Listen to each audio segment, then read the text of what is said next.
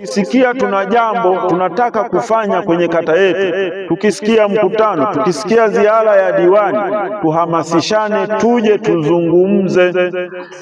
Ni mara chache sana akina mama wakiwa mbele, wanaume wasiende, mara chache sana. Lakini wanaume wakiwepo, wanawama hamna, wanaweza hata kutawanyika.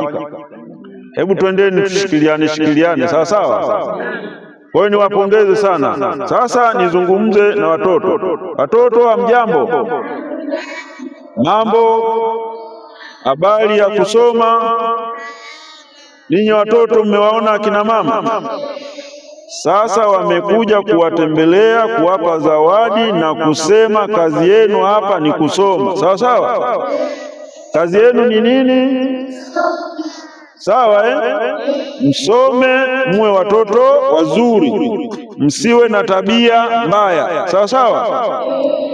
Na mfanye vizuri mitihani yenu, na muwaheshimu walimu na watu wote. Sawa sawa?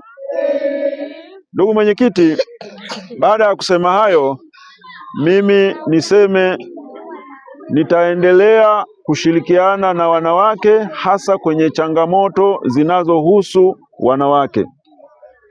Nafahamu kwamba mmeamua kuwa na umoja, lakini umoja mara nyingi